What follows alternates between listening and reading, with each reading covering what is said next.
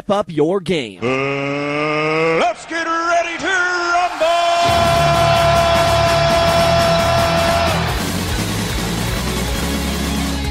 You're listening to Game On. Falcon Punch! Your inside track to gaming and fitness. Of course! Mamma mia! We've got interviews one-on-one with your gaming experts. Hi, folks. This is Jim Cummings. This is Courtney Taylor. This is Duke Nukem. And we'll help you keep fit along the way. It's time for the moment you've been waiting for. Get ready, because Game On starts now. Game on! Game on! Game on! Joining me on Game On today is the Bikini Chef, Susan Irby. Now, Susan, every nickname has a story. Where does the name the Bikini Chef come from? The Bikini Chef comes from growing up in Alabama, and we'd water ski all day, and we'd be in our bathing suits. It'd be dark, and we wouldn't want, to take the time to take showers and get out. So we would end up cooking and having dinner in our bikinis. And then once I started teaching cooking classes, my meals are all kind of centered around healthy ingredients and have a healthy focus to them. So a lot of people that were my fans and followers just started calling me the Bikini Chef. Okay. On your website, you say that your love of cooking came from your mom. Did you and your mother spend a lot of time cooking together growing up?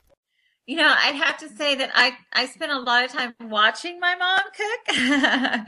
I didn't spend as much time helping her cook probably as I should have. But just whenever she would be in the kitchen, because she made sure that we had 3 nutritious meals a day. And so I grew up, she taught me that a colorful plate is a healthy plate. So you want to have reds and greens and not just all of one color on your plate. She also taught me, I'd be sitting there watching her and she would teach me different techniques. So even though I wasn't doing the cooking, she would explain how she was cooking or sauteing or doing something. And obviously that had a big impact on me. But also my grandfather, from the time I was a baby and 2 years old, he would take me into restaurant kitchens to meet the chefs and tour the kitchens. And so I think that kind of stuck with me also because I still love doing that today. It doesn't matter whether it's a big fancy kitchen or a little hole in the wall. I enjoy seeing it and seeing what the chefs are doing.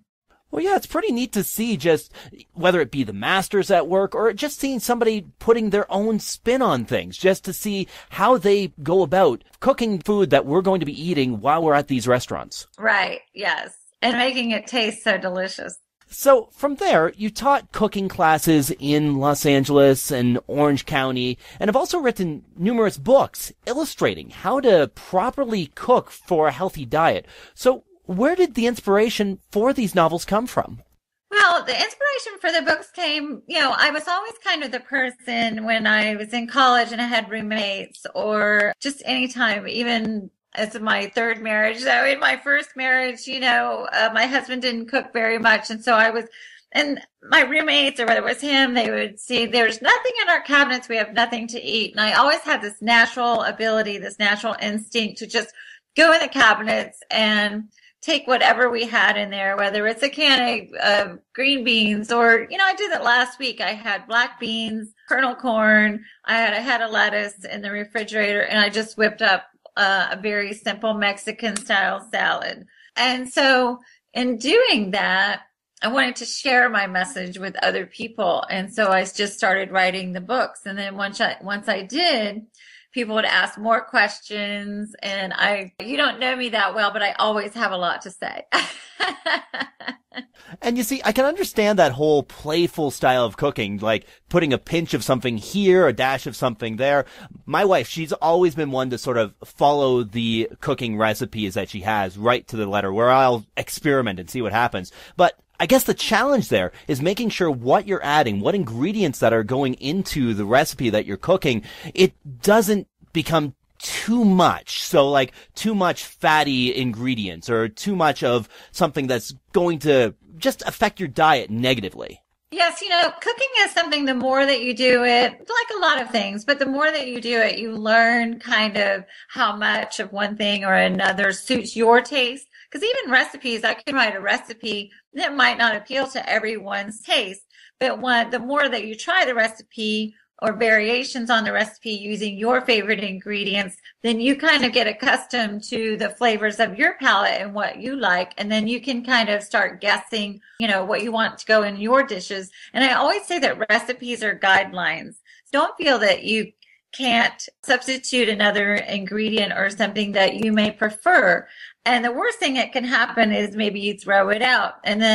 But usually what happens is either you create a new fantastic recipe, or you learn what you can do better next time. Yeah, and that's the thing. You'll run into those sort of oopsie recipes that'll come along. I know I've had quite a few of those. Yes, years ago I made a chocolate chip cookie recipe and I forgot to put the eggs in it. And so it came out very flat. But what I did was, instead of using sugar, I had used molasses. So what ended up was being my dad's now favorite chocolate chip cookie, because it came out this sort of flat but crispy yet chewy chocolate chip cookie.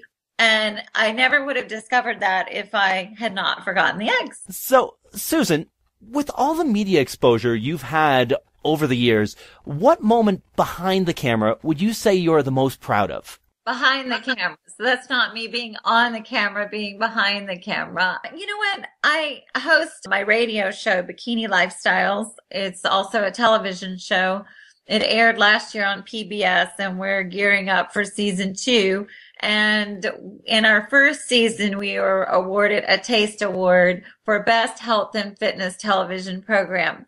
And I gotta say, it really was a sense of accomplishment. I mean, the Taste Awards, it's not like the Oscars or the Emmys, but still just being recognized, and on stage with your peers for that accomplishment for our very first season, that was really a proud feeling. Oh, no question, especially knowing that your work is being recognized on such a large scale. Yes, it's an incredible feeling. And it goes back, to really years ago when I first started teaching classes.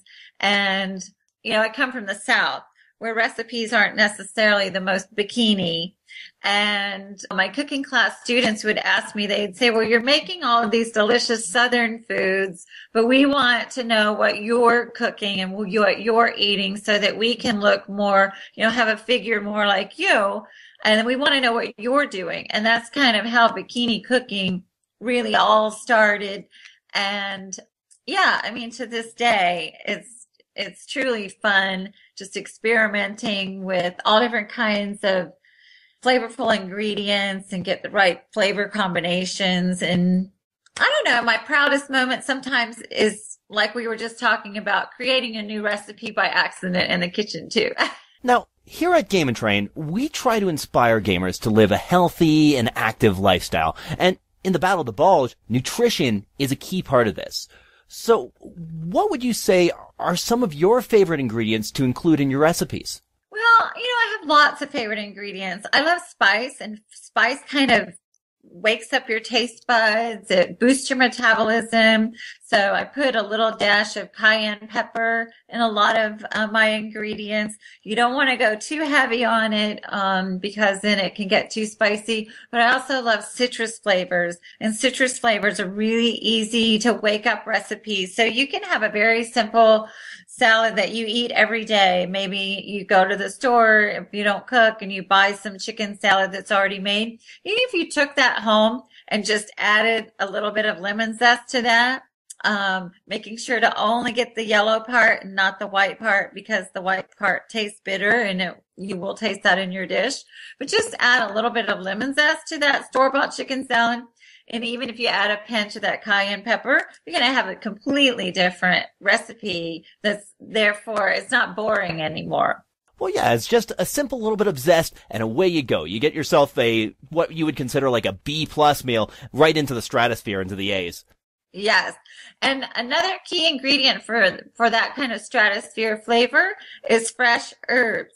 So using some freshly chopped cilantro. If you don't like cilantro, use Italian flat leaf parsley, dill, basil. Those are all wonderful fresh herbs that give a wow factor to your foods. Okay. So in your own personal health journey, how much of that success would you say is the recipes you cook, the nutrition, and how much of that is the exercises you do? I would say it's 90% the nutrition and only 10% of the exercise. So I lived in Los Angeles for a number of years. I'm still in the Los Angeles area, but it's a really tough town when it comes to a lot of pressure to look super thin and all the time you got to look great.